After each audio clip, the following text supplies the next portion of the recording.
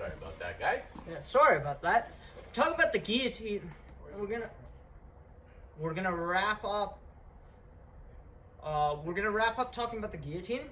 We're gonna revisit the crucifix today, and we're gonna talk about some setups from the bottom. So we've been talking about a lot of setups from top position for our arm triangles, which is generally the best place to set those things up. But I wanted to cover some bottom setups because arm triangles are fairly reliable from the bottom if you can find them. So the three I had in mind for the advanced class were the closed guard Katakatami, the bottom side control Darce setup, and I also want to talk about the old school guillotine setup from closed guard. Let's start with the guillotine setup from closed guard. This is relatively simple compared to the other stuff we're talking about anyway. So, setting up the guillotine from closed guard. It is in my interest, anytime I'm looking to attack chokes, to break my partner's posture down, first and foremost. So, standard, swim the hands underneath, pull my hands in towards my own face, and then rip down with my knees, right? So I want to grab my opponent's rib cage with the inside of my knees. I'm going to pull down as I swipe the hands. Now I'm going to collect the head, okay? What's going to happen if I'm looking to attack a guillotine is I want to stuff my opponent's head into my armpit. So all I'm going to do is I'm going to move my hand from here. This is not the most elegant setup, but I'm going to stuff the head and I'm going to work my hand underneath to a chin strap. This is going to be kind of difficult to replicate with a dummy, but most of the time it will be in your interest to grab the chin, okay? Your hand's not going to make it through, all the way through on the first go. That's just the reality of the situation. From here, maybe you can work for your guillotine if you have really long arms or you have really long legs, but for now, because I have short arms and short legs, I find I have to adjust. So grab the elbow, keep the chin strap for your posture control, and I like to change my angle, relocking my guard onto the side. Okay, so you notice my angle has changed slightly. I've hipped out. What I'm going to do now is I can choose, once I've changed my angle, whether I want an arm-in guillotine or a traditional guillotine. For the arm-in, I'm simply going to reach over the top and grab my own hand. Okay, I'm going to grab the blade of my own hand, and now, to finish the arm-in guillotine, I'm going to crunch in, trying to lower the elbow attached to my choking arm, lifting the support elbow, and crunching in nice and tight. So a lot of times, I didn't really figure this out until I was a purple belt. I got stuck trying to basically pull my partner's head like it was some sort of wine cork, right? And while this would work on people with low pain tolerance, it's not really a choke. So if you make the mistake of extending your legs and trying to pull, you may get people, but that's mostly a pain compliance thing. So what I want to do instead is I want to get on my side, I want to crunch in, I want to pressure with this elbow and pull that other hand, okay? From the same situation, so I grab my chin strap, I adjust it. If I wanted a traditional guillotine, I would simply release the elbow, tunnel my hand in front of the shoulder, and grab for my high elbow guillotine. Okay, so those are your two setups. You're going to stuff the head, control the chin strap and the elbow, and then adjust your angle. Once you've created your angle, you're going to go in for the choke. Okay, either arm in or high elbow. Good? So the chin strap is going to be a little difficult to replicate with a dummy. Just kind of pay attention to it, right? Use your imagination a little bit and work through that. I think that's the biggest detail that really up my guillotine percentages is instead of trying to dive in deep all the time on the initial entry, using the chin strap to really pull, keep my partner's neck open and adjust.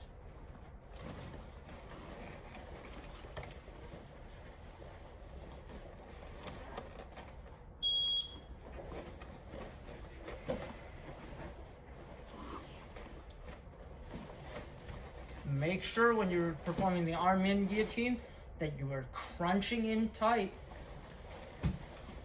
as opposed to extending and pulling away.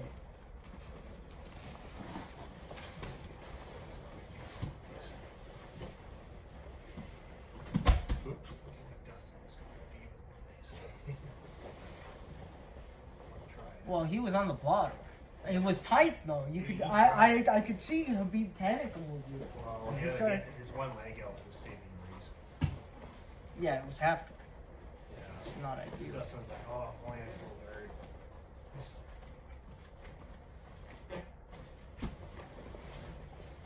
The last kind of watershed.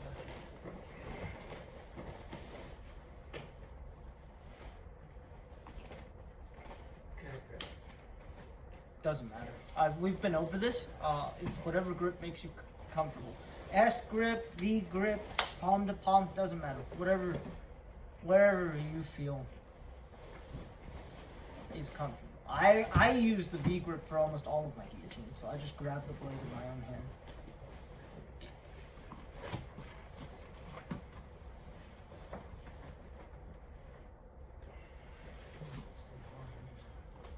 Stuff the head, generate an angle, go in for your choke. Play with both the traditional guillotine as well as the arm-in guillotine.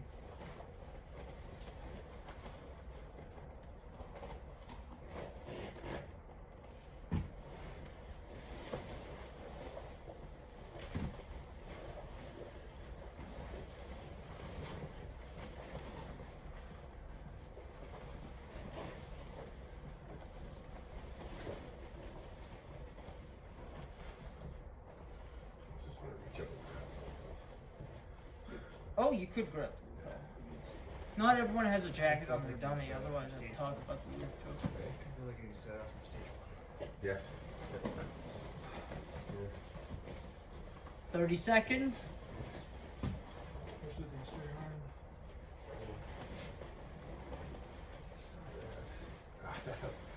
Yeah, the dummy doesn't really have a neck, so the head pops out really I easily. was like, where'd it go? That's just how it be. Did the turtle escape over there?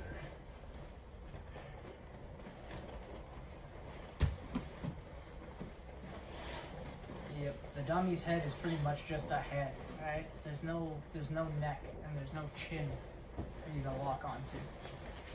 So it's gonna be a little trickier. There you go, Coach.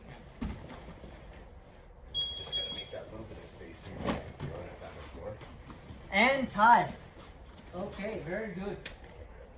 Now, a little bit more philosophy here. I think most of jiu-jitsu is, especially once you train a little more, you start to realize that 90% of the submission game is setups. I can teach a 10-year-old how to do a guillotine, and they could probably finish it if someone gave them their neck, right? I could say the same thing for a rear naked choke. I have taught children to do a rear naked choke, and they've done it very well. But the issue is, how do you get behind someone, right? Or how do you set someone up for any given submission? So we're spending a lot of time today on setups specifically, assuming that you've been here for the previous classes where we covered all our finishing mechanics.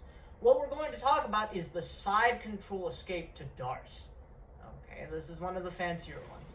But this is also one of the ones that is fairly reliable.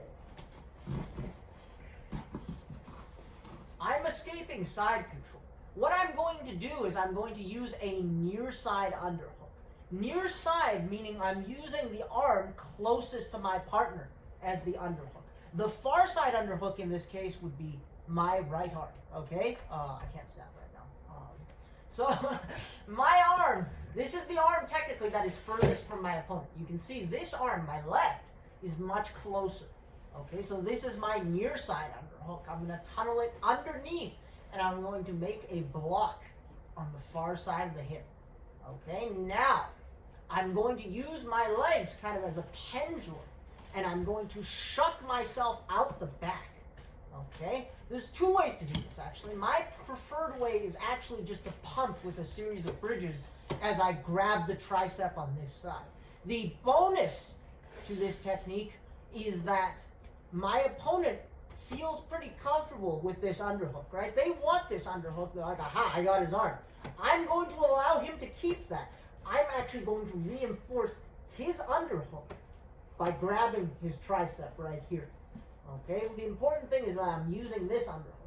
This underhook that my opponent is carrying right now is going to help me set up my Darce in a second.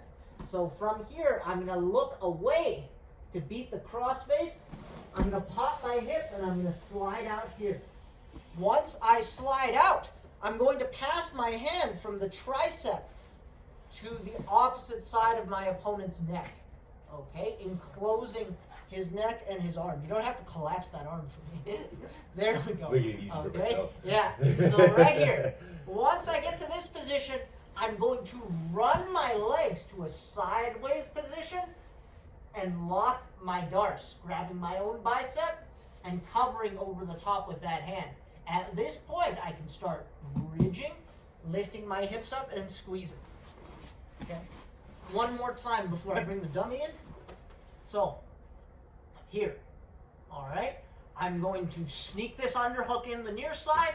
I'm going to grab the tricep initially. This pull is also going to help me escape my hips. So I'm pulling my opponent this way with this underhook, or with his underhook rather. I'm going to pull my opponent that way as I bring my body south. So I'm going to shuck, I'm going to pull, I'm going to bridge, I'm going to take my head up. As soon as my head clears, I'm going to swing around and collect my opponent's neck. Once this happens, I can immediately go to an S grip and start adjusting. Once I get to this side, again, I slide palm to palm, locking up my Darce. And to finish, look how I pick my hips off the ground, bridge, and squeeze. Okay? This is going to look a little different with a dummy. Very doable. So, I'm going to make sure that my opponent is controlling my head. My dummy, in this case, is controlling my head and an underhook.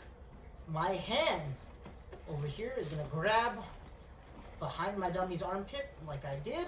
My hand on the inside is going to create an underhook. Okay, now I'm going to shuck, pull, and clear my head out this side. Once I clear my head out, now I'm in this sort of parallel position, I pass my arm over to collect the head, form my S grip, walk my legs in, and lock my Darce. Here. I'll back it up slightly just so it's a little easier to see.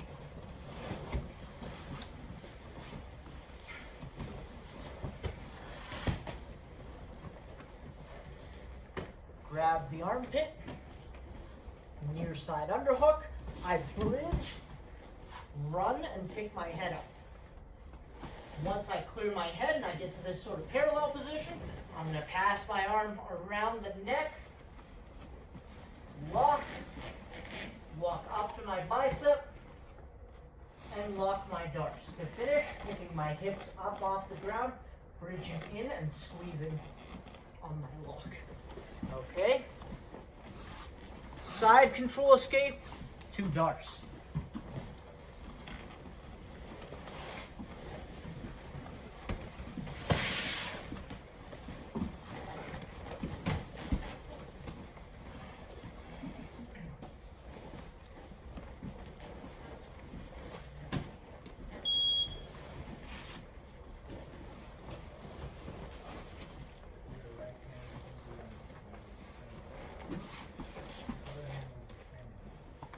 Good. Pass your arm underneath your dummy's head, Travis.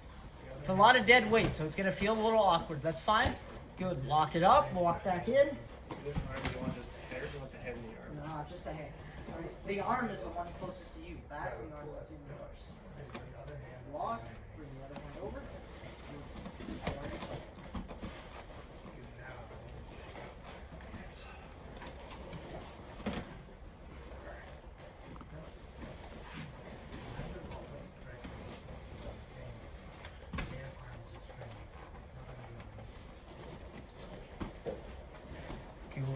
That's it, Coach. Very nice.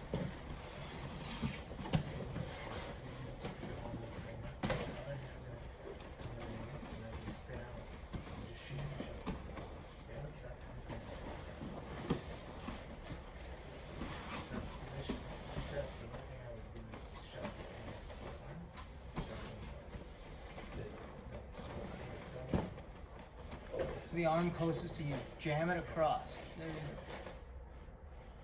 Like that.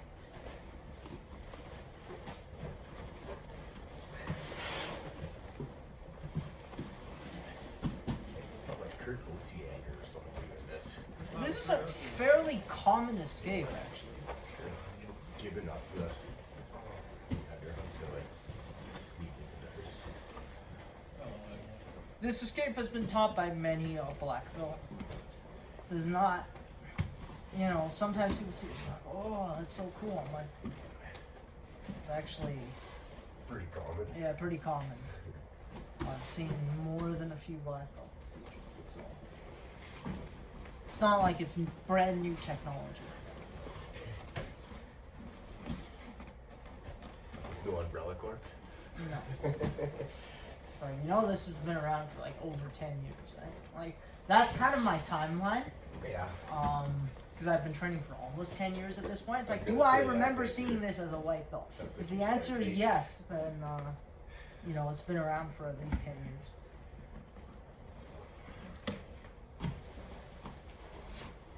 And I definitely saw this as a white belt. It confused me a great deal.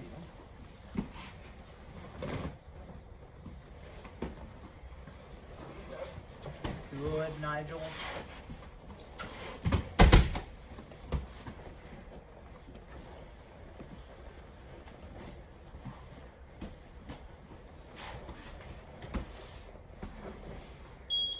Time. Okay. Last one. Last one we're talking about. Close guard arm triangle or close guard Katakatami. This is less common. Still a very good choke, and it connects well with the clinch that we did a while ago when we first went into this second block.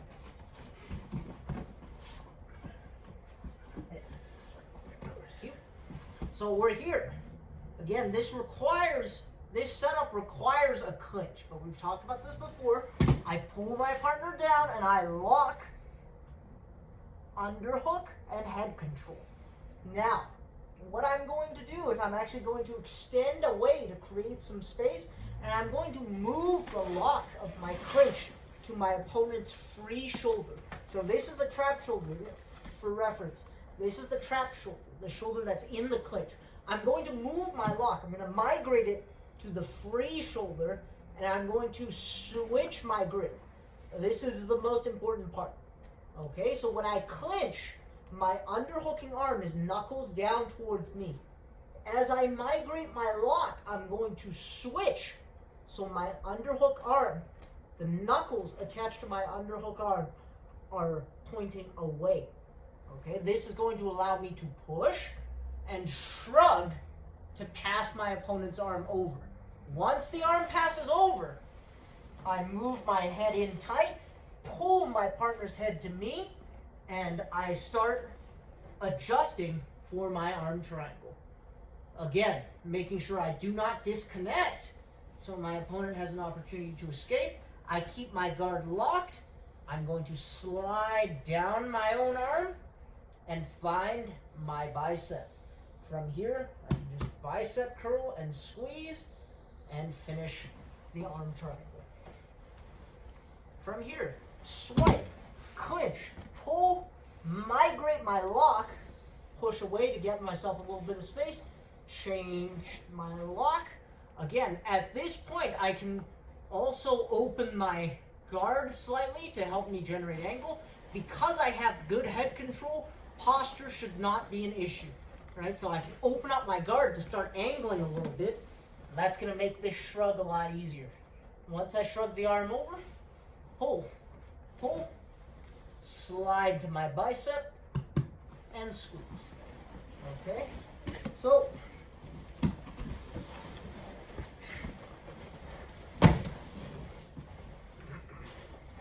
swipe, clinch, migrate my lock, switch it up, right, pass this over. I can open my guard to create a little bit of an angle and swim past the arm.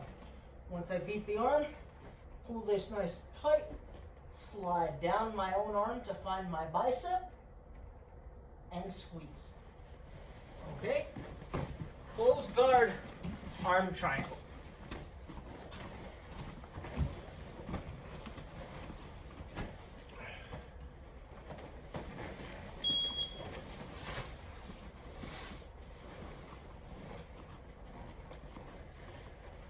And I'm surprised no one's asked, but yes, you can use this to take the back.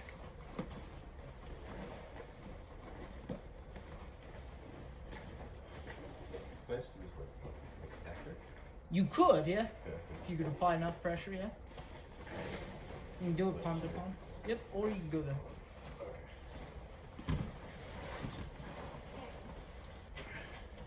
You got it tight enough and you just pull and pressure with your head, you could probably get him. Ain't nothing wrong with that.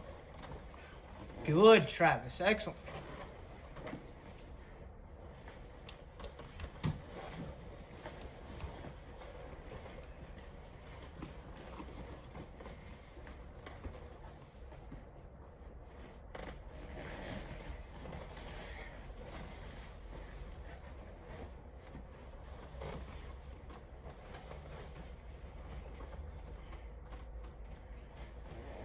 Nice, Nigel. Pull that tight. Adjust for your arm triangle. Good. There you go.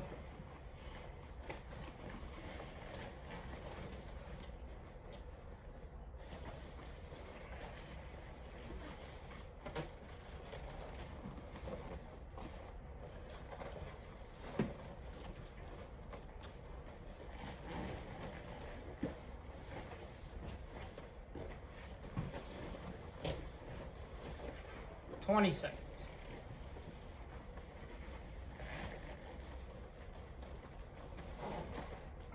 Good, Chris.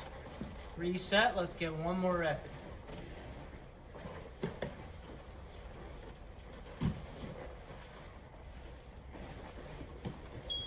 Time. Okay, just a quick note before we jump into our round. Because nobody actually asked. I'm not sure if anyone in this class has seen this yet, but if I can beat that arm with the shrug, so if I set this entire thing up, alright, I move, I migrate my lock, I change my grip, I shrug it over, and I get here, my options are not limited to just arm triangles, right? There are ways I can take the back from here. Again, if I unlock this and just hook the head, I can opt to reach over the back, almost in a sort of slide-by situation, and start attacking the back this way. Okay, if my partner decided to hulk out and posture away from me, it's actually pretty easy for me to start adjusting for either omoplatas on the forearm, or if I were slightly faster and I didn't completely miss this window, right, as he postures away, I can hook, I can get here, and I can take this arm lock as well. So lots of options there if we can get that position. It's a very strong position, bringing that arm all the way across and generating that really aggressive angle. Okay?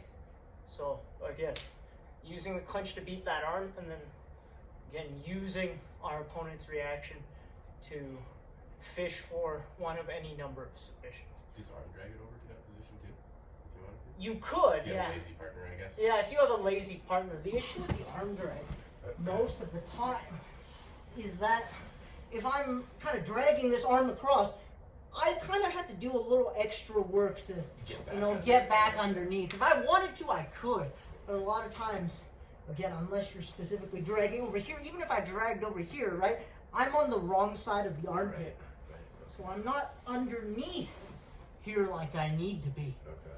So I would have to do extra work to set that up from the arm drag, which I'm not sure I would do. I think if I ended up with an arm drag, I'd just start climbing for the back, or using my other options that didn't require me to create space and redig that arm.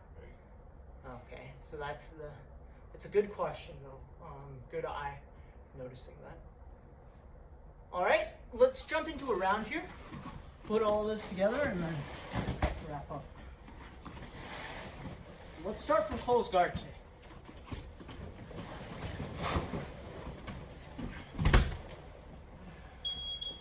Okay, close guard. Clinch. Clinch. Shrug the arm. Arm triangle.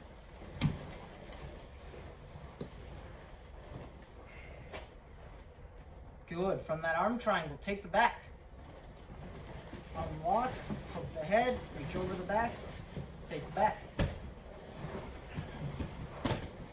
Good. Rear naked choke. Arm bar.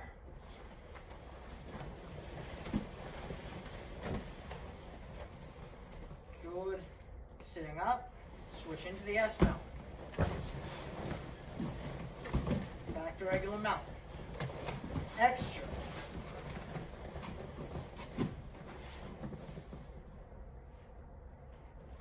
Americana.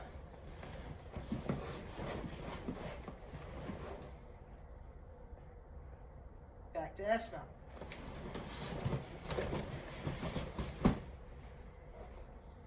S mount armbar. Armbar switch.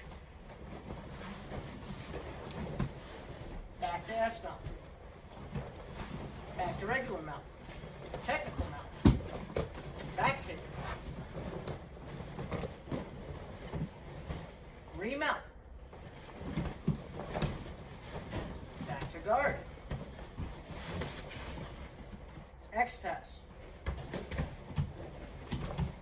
Knee on belly. Windshield wiper. Windshield wiper. Jump switch. Back down to side control. Reverse scarf. Step over mount. Partner rolls you into your guard. Close guard. Good. X choke. Armbar.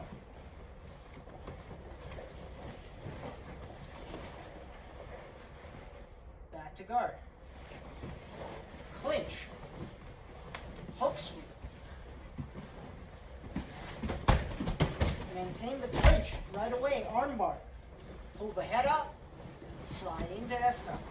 Take the armbar. Good. Switch into S mount. Back to regular mount. Hurdle armbar. Good. Nice save. And standing back up. Knee cut pass. Scarf hold, back to side control.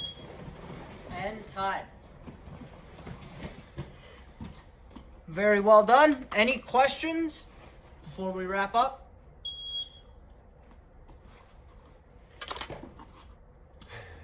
Again, Professor Andel probably has a couple things to say about how disparate these three techniques I covered today were.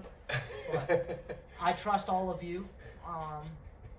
I trust all of you that if I give you techniques, you can find connections and the pieces where, or the places where these pieces fit in, right? You guys have done enough jiu-jitsu now that you should be able to fit these somewhat isolated pieces or loosely connected pieces into the parts of your game that they connect with. Okay, that my faith may be misplaced, but I believe in all of you.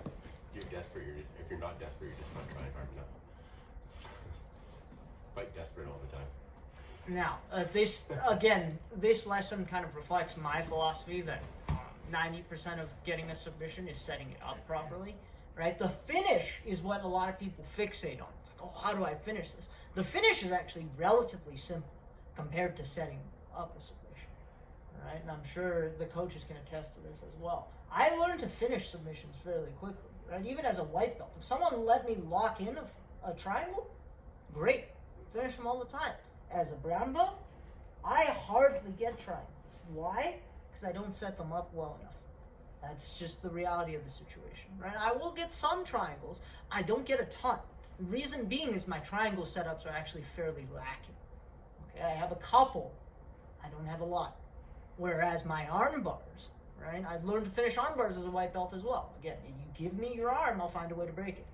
But as I got more advanced, right? I developed my armbar setups far more than I developed my triangle setup.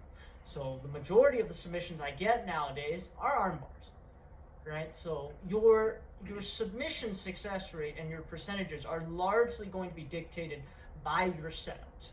How many positions can I set up this particular submission from, top and bottom, right? Can I set it up out of a scramble? Can I set it up from standing, right? All that sort of stuff. So the focus today was kind of a couple of setups from the bottom, right? We're talking about different submissions, different setups, and kind of just starting to build all the pieces together, okay? Because we talked about the first couple of classes purely top setups, right? We talked about side control, we talked about, that underhook escape where we were still on top, right? We talked about a bunch of those top side setups. So I decided to focus on the bottom today, connecting the arm triangle, which we did last class, the Darce that we did a couple classes ago, as well as the guillotine, okay? So there was my thinking. Any questions? No?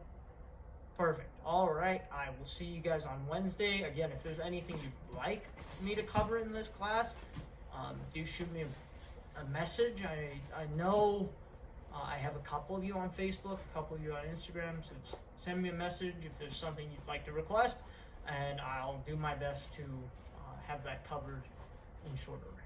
Okay? Awesome job. Left or right? Us. Hold on, guys. See you on Wednesday. Have a good night, guys.